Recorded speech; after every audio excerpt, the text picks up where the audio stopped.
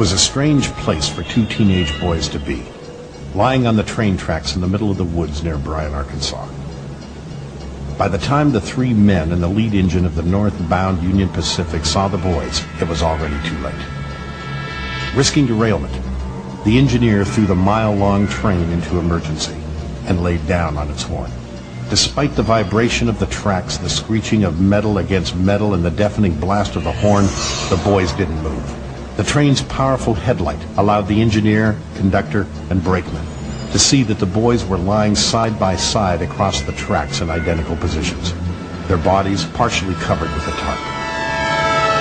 Moments later, the train overtook the motionless boys. The victims were Don Henry, 16, and Kevin Ives, 17, both of Saline County, Arkansas. They would have started their senior year at Bryan High School the next day. Kevin had spent the night at Don's house, and the two had ventured outside a little after midnight, never to return. Little did anyone know at the time that these two friends had unwittingly stumbled upon an underworld of drug smuggling and government corruption. A cover-up of unbelievable proportions was about to begin.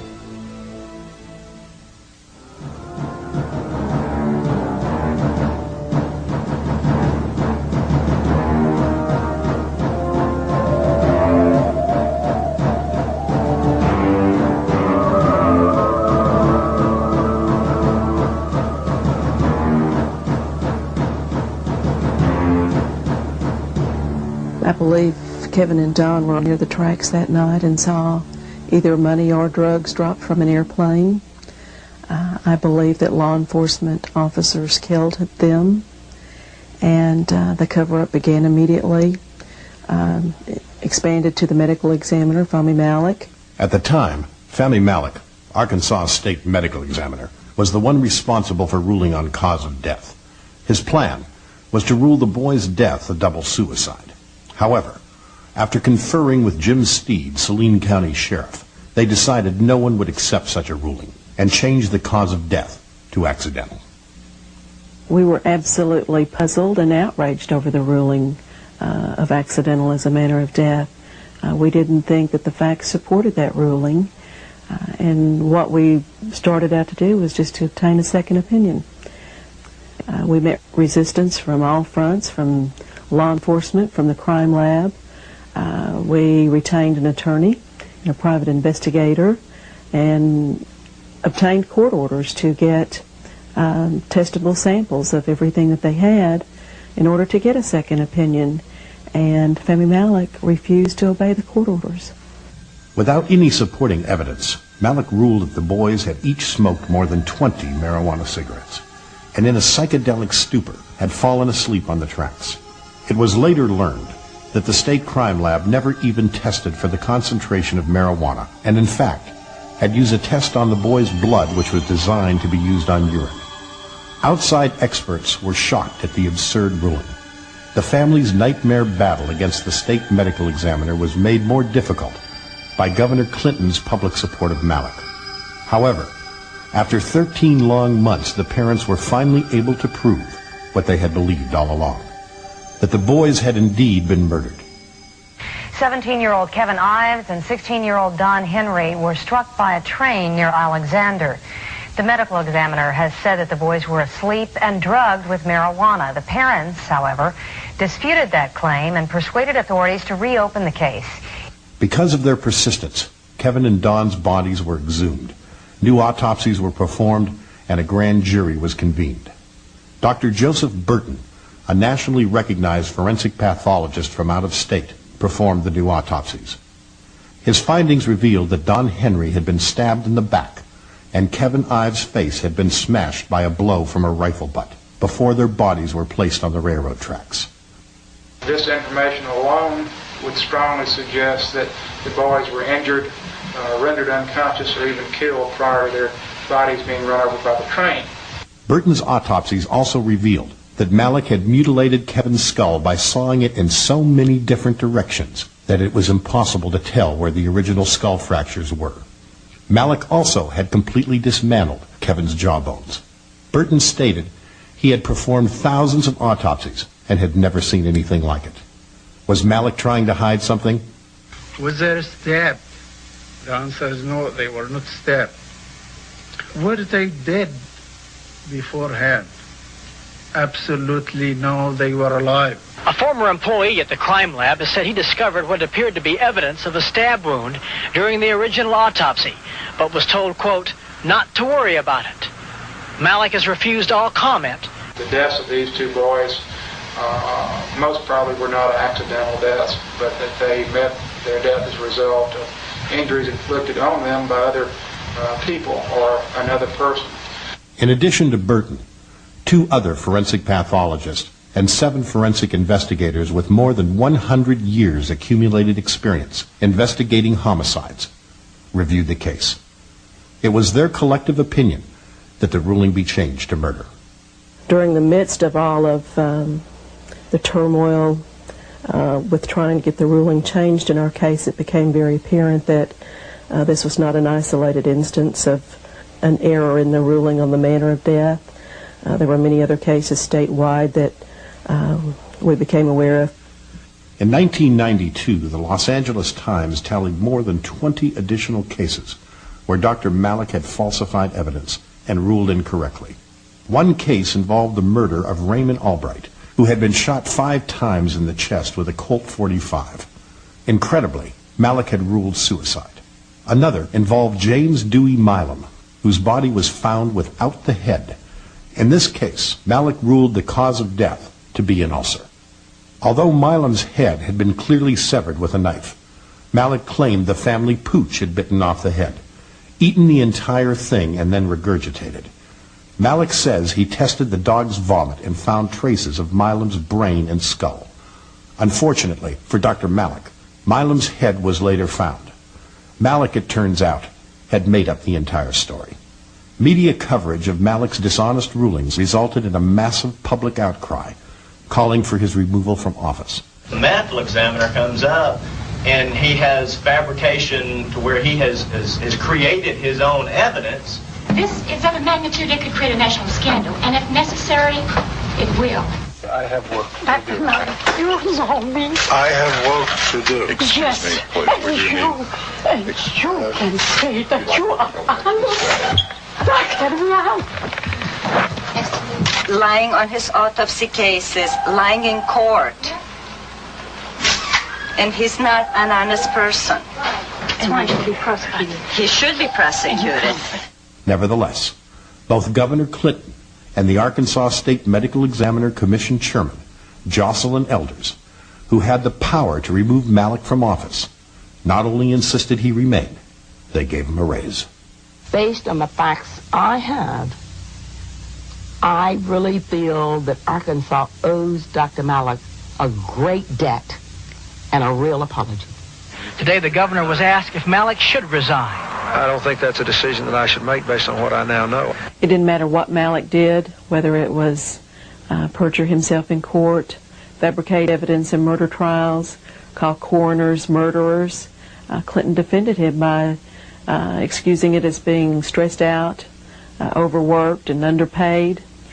His testimony compromised evidence in a lot of felony cases in Arkansas. And it was very transparent that Fahmy Malik had some kind of hold over Bill Clinton. The end result was that he was given a $14,000 raise. It was an absolute insult to my family. Read my lips. I'm not going to comment. I was outraged that protecting a political crony of Clinton's was more important than the fact that 2 young boys had been murdered. Despite the policy of investigating any suspicious death as a homicide until proven otherwise, the Saline County deputy who took control of the scene where Kevin and Don were murdered immediately ordered it worked as an accident. Procedures were never taken to protect the scene and properly collect evidence. We were told to work as an accident, or the investigators were told to work as an accident, and it was not enough time and emphasis put into it right there at the scene. Against all standard police procedures, the back of the train was used as a reference point to record the location of the boys' bodies and possessions. Once the train left, the reference point was lost forever, and the information gathered became totally useless. Our local investigation was headed by our sheriff, Jim Steed. He later went on television bragging about what a thorough investigation he had conducted, and that he felt very sorry for us as parents, but that he had every confidence in Family Malik's ruling. Their investigation was so thorough that they left my son's foot out there for 2 days in plain sight. A number of pieces of evidence collected at the scene eventually turned up missing. Police refused to acknowledge the existence of this gun, even though its collection by police was captured on video. Likewise, all 3 members of the train crew observed a tarp covering the boys' bodies on the tracks prior to the impact. The conductor even showed investigators where the tarp had landed after the impact. Nevertheless, the police denied the tarp's existence. Paramedics. The paramedics? Yeah. I believe the paramedics picked up the tarp from the boys. I believe they had it coming down the railroad anyway. They had body bags. Right. Going, walking down through here picking up different, But separate from the body bag was a tarp. Right. Remember what color it was? I can't remember. Everything was kind of in a chaos. I really didn't pay that thing much attention. I knew it was some kind of a tarp. It wasn't a bad body bag because they had it, more or less folded. And close as I can remember, they laid it down right there. When we began hearing rumors about a tarp covering Kevin and Don on the tracks, we questioned Saline County law enforcement about it. Rick Elmendorf and Chuck Talent sat here in my living room and told us that they were absolutely certain that that was an optical illusion the train crew had seen, that they had conducted tests on their clothing, which would have revealed fibers from a tarp impacted either on the clothing or the bodies themselves. We found out much later that that was a lie. They had never conducted tests on their clothing. And my interpretation of that is that they had some reason to lie. Perhaps were even involved themselves. In what would turn out to be the most ironic twist in this case, Deputy Prosecutor Richard Garrett and his friend defense attorney Dan Harmon approached Linda Ives and convinced her that they would do everything in their power to catch those responsible for the murder of their son. Harmon was subsequently appointed special prosecutor to head the grand jury probe. However, as his investigation advanced, potential witnesses began turning up dead. May 1988. Keith Coney, who was believed to be with Kevin and Don that night, told friends and family members that law enforcement officials were responsible for the murders. 2 days later, he was killed when his motorcycle crashed while he was being chased. According to some officers, his throat had previously been slashed, and he was apparently fleeing his attackers when he lost control. However, this crucial information was left out of the final report. There was no autopsy or investigation. And I don't think it was an accident because he was fearing for his life, a couple of months before. He said a couple of times that he knew people, that he was being watched, and he was afraid. Mrs. Alexander says her son knew the 2 teenagers run over by the train, and she says he indicated to her he had been there when the boys had died, that he spotted 2 attackers. But he knew there was 2 there. I did try to get him to tell me who, and he was either afraid or didn't know. November 1988. Keith McCaskill, who was allegedly at the tracks that night, turned over information he had about the boys' murders to Richard Garrett. Believing he had talked to the wrong people, McCaskill had made his own funeral arrangements, told family and friends goodbye, and within days was murdered himself, stabbed 113 times. His murder remains unsolved. The night of elections in 1988, he took 2 pennies out of his pocket and threw them on the bar there at the Wagon Wheel and said, "If Jim Steed loses this election, my life isn't worth 2 cents." And he was murdered that night. Harmon, Garrett, and members of the Arkansas police suddenly found themselves in the awkward position of having to try and convince the public that the deaths of these key witnesses, coming at a crucial point in the investigations, were merely a coincidence. I think that Mr. McCaskill was probably suffering from a lot of paranoia. And right now the indications are that nobody else was involved. Might there have been a reason, though, for his paranoia? I'm sure there was a reason for his paranoia. because he had talked to the police or the prosecutor? I don't know that that would be the reason. What about the murder? Is it connected at all with the grand jury investigation? Not that we know of. McCaskill was a witness in the Bryant train deaths investigation. Although police haven't ascertained a motive for the murder, they say there's no connection. We link this investigation to the deaths of Don Henry or Kevin Ives, and I don't foresee anything in the pursuance of the rest of this investigation that would be anything that would make me change my mind. Those believing in a massive cover-up by police and elected officials, which included the possible murder of witnesses, watched in horror as the death toll continued to climb. January 1989. Greg Collins, who failed to appear after being subpoenaed to testify before Kevin and Don's grand jury, was killed by a shotgun blast to the face. His murder remains unsolved. March 1989. Booney Bearden, a friend of both Coney and Collins, disappeared. An article of Bearden's clothing was found in the vicinity where an anonymous caller claimed his murder had taken place. His body was never recovered. April 1989. Jeff Rhodes was murdered after telling his family he knew too much about Kevin, Don, and McCaskill's murders. Rhodes had been shot in the head and his remains set on fire in a dump. July 1989. Richard Winters, another grand jury witness, was gunned down during a robbery, which apparently was staged to cover his murder. His case remains unsolved. June 1990. Jordan Kettleson, who was believed to be connected to the McCaskill murder, was killed by a shotgun blast to the head. There was no police investigation, and his body was cremated before an autopsy could be performed. June 1995. Mike Samples, another grand jury witness, was shot to death. Sources claim he had been involved in retrieving drugs dropped from airplanes. Authorities have denied any connection between these cases and the murders of Kevin and Don.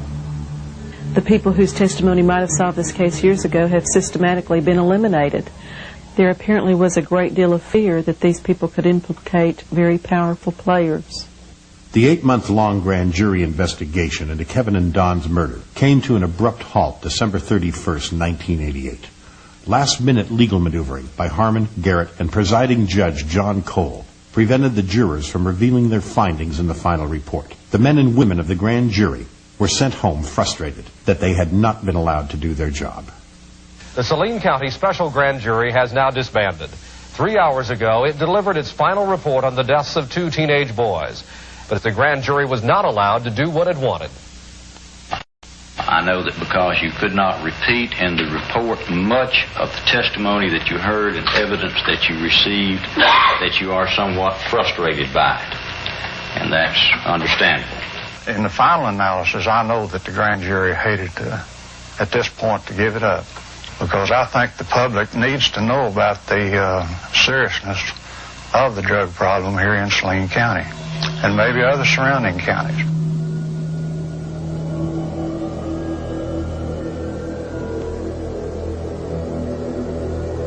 It was now 2.5 years since the incident of the boys on the tracks.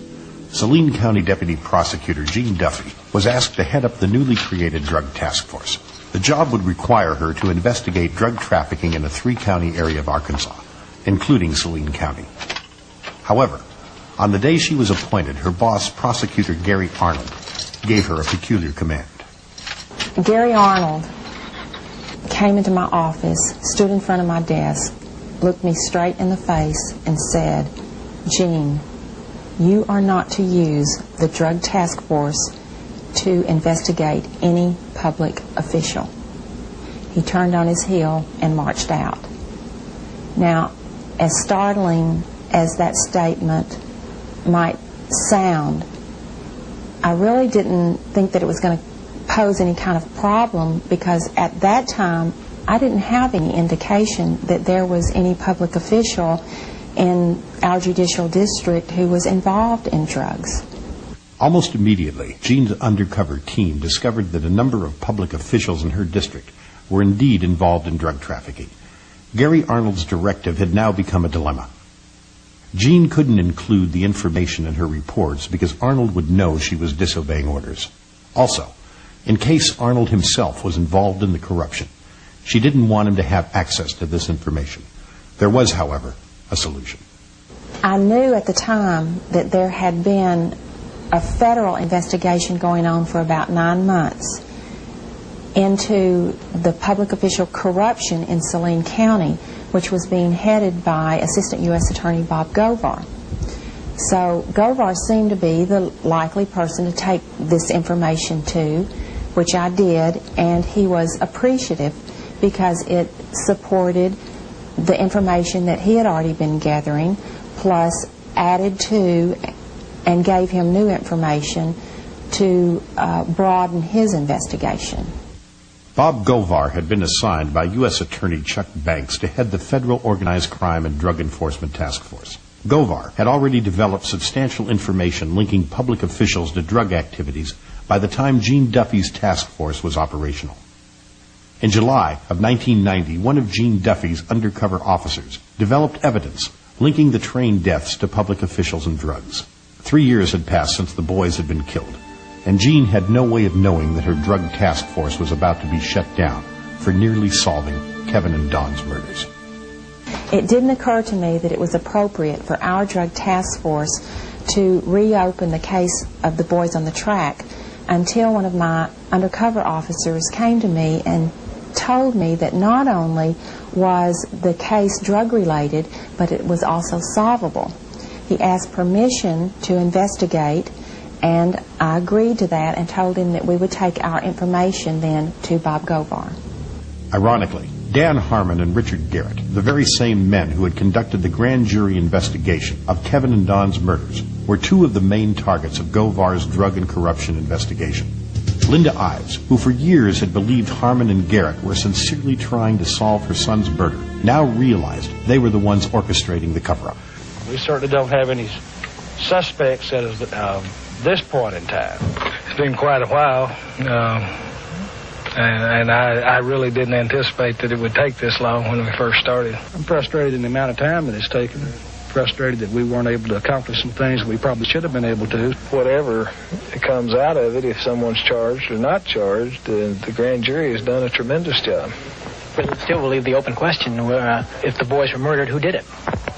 Well, until it's solved, that's correct. To make matters worse, Harmon suddenly became the prosecutor-elect for a 3-county district, which included Saline County. Harmon, who had friends in the Arkansas press, wasted no time in launching a massive media smear campaign against Gene Duffy. He immediately began a media crusade against me. First of all, using the Benton Courier and Linda Hollenbeck as the reporter, and he also used the Arkansas Democrat and Doug Thompson as the reporter. And for some reason, these two people would write anything that he said to them. They didn't care anything about substantiating anything he said. They just reported it. In the next 5 months, there were over 200 newspaper articles crucifying my reputation. Not one thing that they alleged was truthful. They had me stealing federal funds. They had me making illegal arrests. Every allegation that might destroy my credibility was made. I could have played the same game Harmon was playing and reported to the media the information that I had about him, and truth would have been on my side. But this would have jeopardized the federal investigation. And I wasn't so concerned about public opinion of me because I felt like in the end all the truth was going to come out, because at this point I still had faith in the judicial system. Harmon was pounding Gene from every angle. He influenced the filing of a $1.2 million lawsuit against Gene. He facilitated the sabotage of task force records through a fiscal officer who was reporting to Harmon. And he was threatening task force informants whose names had been given to him by a task force agent Gene had fired. By September of 1990, Harmon's smear campaign had reached a critical point, and Gene knew that unless Harmon was indicted, her days as head of the task force were numbered. Govar repeatedly assured Gene that indictments against Harmon and others were imminent, but they did not come in time to save Gene's job. According to Govar, his boss, U.S. Attorney Chuck Banks, was the holdup.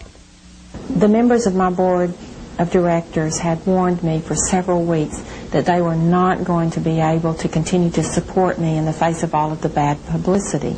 And in fact, when they did fire me finally in November, it was not because of anything that I had done wrong, but because I had become, in their opinion, ineffective because of all of the bad press.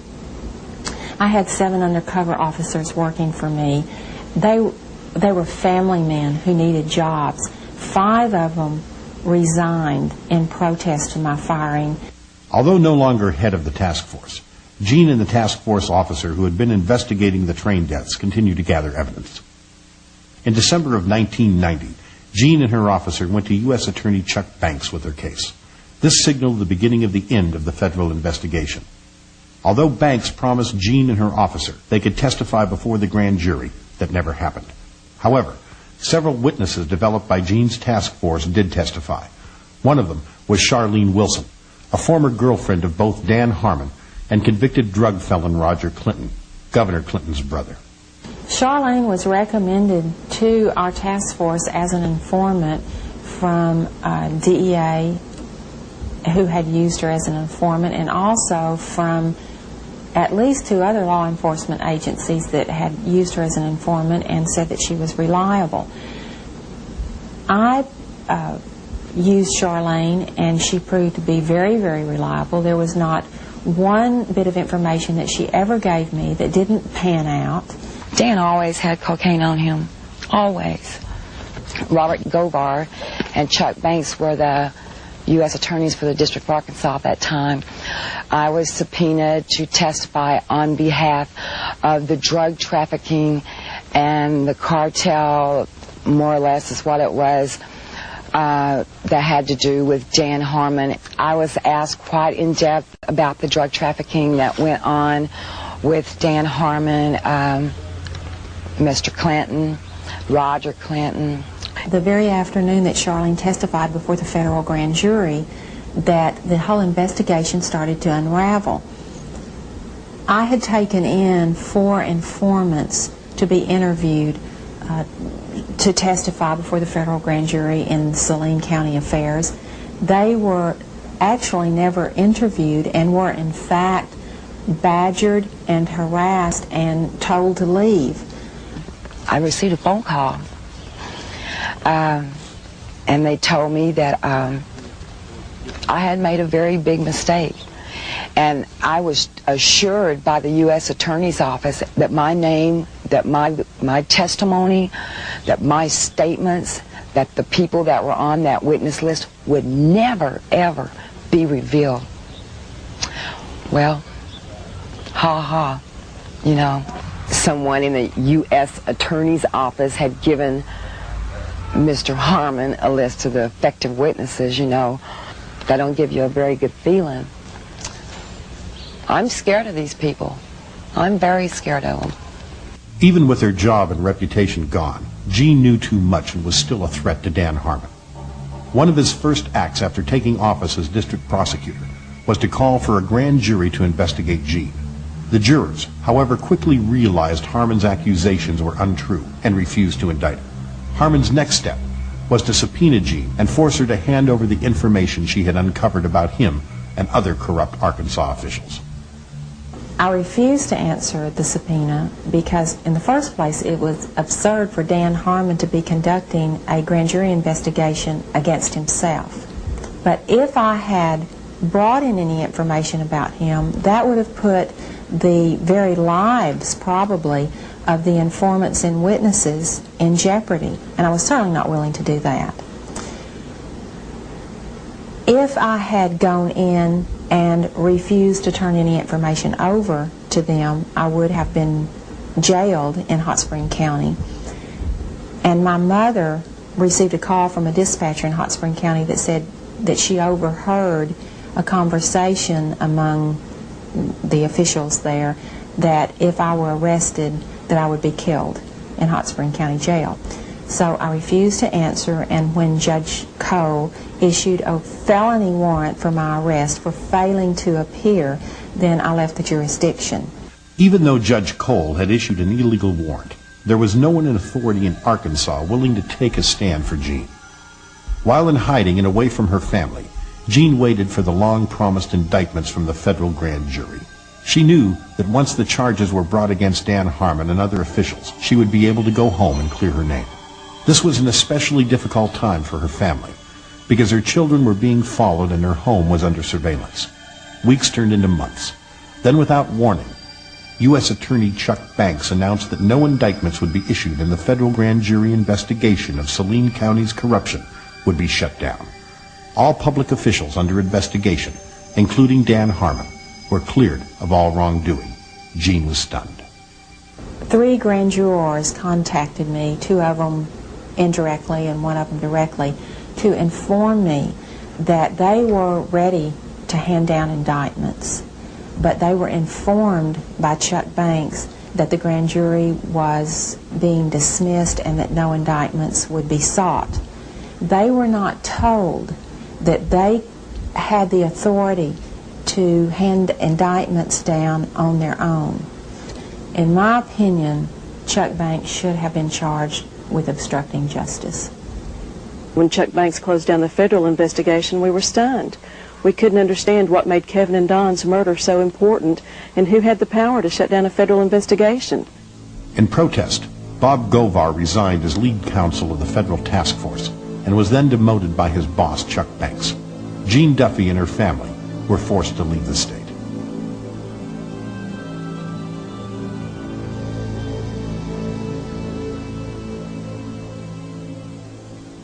It was now 5.5 years since Kevin and Don's murders.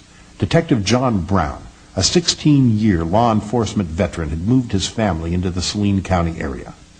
The Ives family had asked the new sheriff to reopen the case, and John was given the assignment. However, just like Jean Duffy, John's first day on the job included a peculiar request from his boss. My immediate supervisor, who was a lieutenant over the Saline County Criminal Investigation Division, took me for a ride that lasted approximately 1 hour. During this ride to literally nowhere, it appeared the whole purpose was to tell me to leave the case alone. He said things like, "There's not anything to this. This could have been an accident. It's going to bring you a lot of grief if you continue on and do this." And in the end, he finally said, "You know, John, you really need to leave this alone." John was disturbed by his superior's attitude, and his concern escalated once he began examining the Ives-Henry case file. It became obvious that once I started going through the case file, it had been robbed of most of the pertinent evidence. No crime scene photographs, a list of evidence was not present, the things you would expect to find. Despite discouragement from his own department, John went forward with the investigation. Beginning at square one, he began tracking down the missing evidence. Several witnesses were contacted, including Charlene Wilson, who by this time was being held at a jail in a neighboring county. I run across a young lady named Charlene Wilson, who told a horror story that I didn't really believe at the time. So I started searching for evidence to substantiate just part of what she had said. Harmon went ballistic. He called, he threatened me, threatened Sheriff Pridgeon, threatened Captain Gene Donham, the chief deputy. All because I talked to this one woman. Charlene believed she had been set up by Dan Harmon in retaliation for her testimony against him. The team of Prosecutor Harmon and Judge Cole managed to convict and sentence her to an unbelievable 30 years in the Arkansas Department of Correction. Guess who arrested her? Dan Harmon. The very guy that she says turned her on to drugs now has her arrested. Dan Harmon, he walked to me, handed me what was supposed to be a search warrant, and he said, "Bitch," excuse me for saying that, "I told you if you ever brought my name up or brought anything up about the past dealings that we've had, that I'd take you down." He said, "You're going to prison. I'm going to put you in prison." He did. I'm here.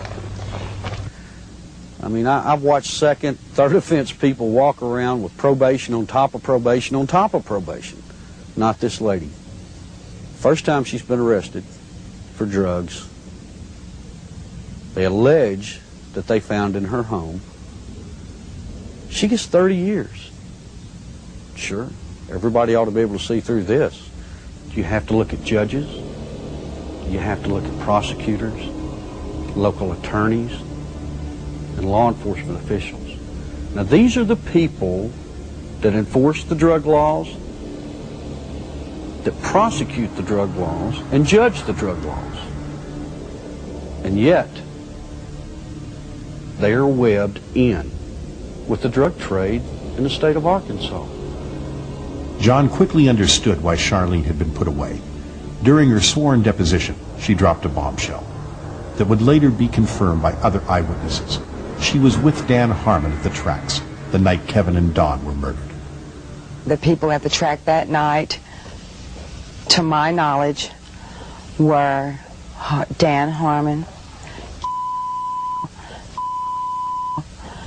I do know that the boys were watching the drop site, okay? And they got curious as to what was being dropped there. According to reports from the FBI, DEA, Customs, and the Arkansas State Police, money and drugs were indeed being dropped from low-flying aircraft at night. These drops were part of a major drug smuggling operation headquartered at the airport in Mena, Arkansas. In 1982, cocaine trafficker Barry Seal had moved his multi-million-dollar cocaine smuggling operation from Louisiana to Arkansas and was permitted by government officials to continue his activities without interference. Arkansas State Police investigator Russell Welch and IRS federal agent Bill Duncan accumulated more than 20,000 pages of documents detailing the drug trafficking and money laundering activities at Mena. The airplanes, the aircraft that Barry Seal had there at Rich Mountain Aviation, were there was only one purpose for them.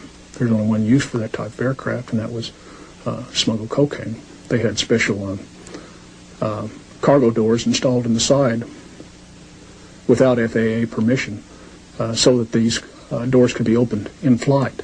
They'd pull in, slide back, and cocaine could be dropped out of the side in flight. Indictments were prepared against 29 individuals and presented to a federal grand jury in 1986. Barry Seal was scheduled to testify in Arkansas when suddenly he was gunned down. Bill Duncan and I interviewed Barry Seal less than 2 months before he was killed, and he was served with a subpoena at that time. He was under subpoena to come to Arkansas and testify before the grand jury here when he was killed. 20 other witnesses were scheduled to testify, but only 3 were allowed to appear before the grand jury. 2 of those witnesses were barred from presenting any evidence. As expected, the grand jury was shut down and no indictments were issued. The drug smuggling activities continued after Seal's death. To date, a total of 9 separate state and federal investigations into Mena have been shut down. The first indication I had that Mena may tie to the death of these 2 kids was through an audio tape provided to me by Russell Welch, an Arkansas State Police investigator assigned to Mena. The tape was of a confidential informant inside the Federal Corrections Facility. That tape would allege that Don Henry and Kevin Ayers were killed because of a connection to Mena, Arkansas. An actual report was generated by Saline County Sheriff's Office in 1987 and in 88 of people complaining of the planes flying over the tracks at approximately 100 feet above ground level with their lights out at night. One of the pilots who had been involved in the Mena drug smuggling operation, when interviewed by John, indicated the area where the boys had been murdered was indeed a drop site location known as A12. He described to me an aerial view of the tracks. If you were coming in from the west, flying to the east toward Little Rock, he described a mountain to the right and flying over a set of railroad track lights that govern the trains. The thing about these lights, they stretched across the tracks. The train drove under them. Then he said you could see a runway, a small runway to the left, appeared to be private, and then a beacon on top of a building to the right, and then you would know to make the drop.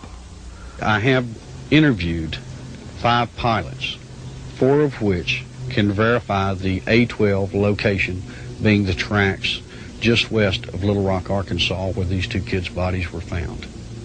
Thanks for joining us tonight on American Investigator. This is our final segment, so please make your calls brief. Let's go back to the phones. Jerry in Huntington, Arkansas. Go ahead, you're on the program. Is there any connection, Mr. Brown, between this drug operation in Mena and the death of the two young boys on the railroad track that were murdered and were ruled accidental death by the state medical examiner, Fanny Malik? There have been some allegations, I think is what the caller's talking about, that they had stumbled on an airdrop that was in transit from Mena to Little Rock. Any evidence well, of that? again, without saying too much, there is going to be some testimony from me that, and it's very little, but there is some connection just that I know of. Now, I was the first investigator that was assigned to that case of the boys' deaths and was taken off of it, so you can make your inference and go from there on it, but it's something that is going to resurface as a tragic event. By now, another eyewitness had emerged who had seen Harmon with Kevin and Dawn at the tracks the night of the murder. I was out in the woods and came up on 5 people speaking of each other on the railroad tracks. One of them I definitely recognized as Dan Harmon, brother. The rest of them are not as positive, but I'm definitely 100% sure that one was Dan Harmon. And they stood there talking for about 20 minutes, and then I noticed 2 more people, Kevin and Dawn, walking down the railroad tracks. They noticed that there was someone else on the tracks and stopped and hesitated. After confirming the truthfulness of the witness, the FBI offered to place the witness in protective custody and instructed John to turn over all of his information to them, promising to solve the case before the end of 1994. The FBI also stated that Chuck Banks would be charged with obstruction of justice, which prompted Gene Duffy to come out of hiding. In June of 1994, Gene and John Brown met for the first time. During that meeting, she would share with me all of her files.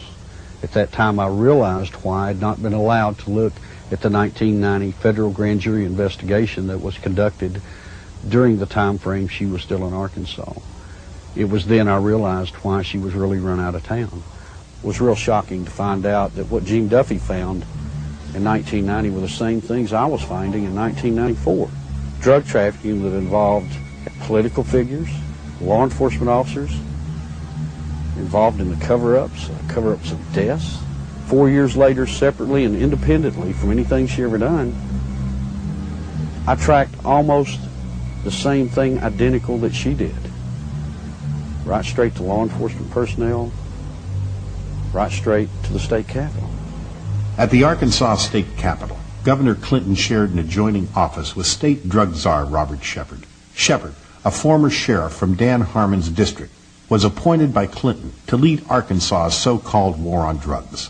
On at least 3 occasions, Shepard attempted to suppress investigations into Kevin and Dawn's murders. In 1990, Shepard paid a visit to U.S. Attorney Chuck Banks to persuade him that Gene Duffy should be ignored. In 1993, Shepard told John Brown that his career would be better off if he concentrated his efforts elsewhere. And in 1995, FBI agent Phyllis Cornyn reported that Shepard had attempted to interfere with the case. The fact is, we know who killed these kids. The problem is now, how long are we going to wait? How long is it going to take before we make the decision that we're going to indict the murderers, and we're also going to indict the people that covered this thing up? Paula Casey, the U.S. District Attorney in Little Rock, has said, we're not going to talk about airplane drops. Why? That's why they were killed. How long do they have to go before justice prevails in Arkansas?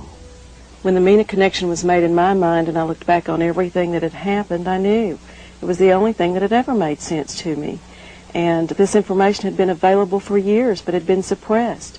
Of course, now I look back on the chain of events and realize that I likely caused the shutdown of my own investigation.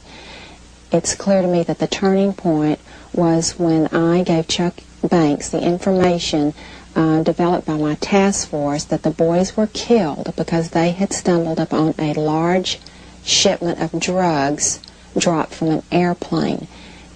In my heart, I feel that that was a red flag that caused Chuck Banks to close the investigation down before it led to Mena. Early on, the media did extensive coverage on Kevin and Don's death and helped us to keep pressure on our public officials over this case. But when it came to the political pressure, the Mena connection involved, they dropped the ball, perpetuating the cover-up. There's some people in the media that know the whole story. I had a reporter call, and I met with him, and it became obvious that he knew a lot more about Mena, Arkansas, the ongoing drug operation in Arkansas, money laundering. I mean, this guy was phenomenal. He even had records. He had done his own research. He'd been doing it for years. He works for a major newspaper in Arkansas now. And I said, you've got all this. I mean, you've got the story. Why don't you print it? And he said, do you really think they'd let me print this? He said, there's no way, John. And freedom of speech is supposed to be alive and well. And this man tells me he can't print the truth. It was now more than 8 years since the incident on the tracks. The pieces of the puzzle had finally come together. Eyewitnesses had implicated several people in the murders and subsequent cover-up, including Prosecutor Dan Harmon, Deputy Prosecutor Richard Garrett, Sheriff Jim Steed, and Officers Jay Campbell, Kirk Lane, and Danny Allen. Throughout his career, Dan Harmon has been protected by the powerful and corrupt in Arkansas. In 1990, he was arrested on 4 misdemeanor counts of tax evasion. At his arraignment, he was ordered to take a routine drug test which would have allowed him to go free. He refused and spent 18 days in jail. Harmon was later convicted of one of the charges and was sentenced by the notorious U.S. District Judge Henry Woods to 1-year probation, the absolute minimum allowed. As a result of his conviction, Harmon's law license was suspended. The suspension, however, was rescinded after a long list of high-ranking Arkansas officials, including Attorney General Winston Bryant, testified on Harmon's behalf. For many years, Bryant had been involved in the Mena drug smuggling investigations. More recently, at least 15 domestic violence complaints filed against Harmon by a number of his ex-wives had surfaced. The complaints, some of which Harmon has admitted to, range from holding a gun to his wife's head to biting off the thumb of one of his victims. Charges were never filed, and the reports were kept from the public by Harmon's friend, Benton Police Chief Rick Elmendorf. Dan Harmon continued to receive extremely favorable treatment from the Arkansas press. His continued re-election as Saline County prosecutor also gave him control over the drug task force, Gene Duffy's old job. In November 1995, a package containing fake cocaine labeled as evidence belonging to Harmon's drug task force was found in the possession of Harmon's wife, Holly. An investigation revealed the package had originally contained more than $100,000 worth of pure cocaine, which was now missing. A combined raid by the FBI and DEA confiscated drug-related files from Harmon's home and office. A racketeering case against Harmon was reportedly being built. However, after years of seeing similar investigations go nowhere, a weary public remains understandably skeptical. Finally, on November 29, 1995, the FBI, referring to Kevin and Don's murders, announced to Linda Ives that in light of the fact there is no evidence, it's time you consider the fact that a crime has not been committed. The obstruction of justice continues. There aren't any words in the English language that can describe how it makes you feel as a parent or as a citizen of Arkansas to see what our officials are capable of doing. I think we were just kind of naive, common, ordinary people. Got up and went to work every day and came home and went to bed and assumed that everybody else did the same thing and tried to do what was right. And I think Kevin's death has been the rudest awakening that anybody could ever have to see what really goes on and to see what's important to elected and public officials. This is not a political issue with me. We were never a political family. Our lives revolved around the ball field and going to the lake and all of the things that a family does until the Arkansas political machine reached into our lives and destroyed the tranquility that we had. And I want the American people to know that we have to stand up against this kind of corruption, and we have to hold our officials accountable and make them work for us instead of against us. In my experience, I believe what is happening here in Arkansas is only a small sample as to what is happening nationwide, and I believe that all of America has to stand up and rescue the American system of justice.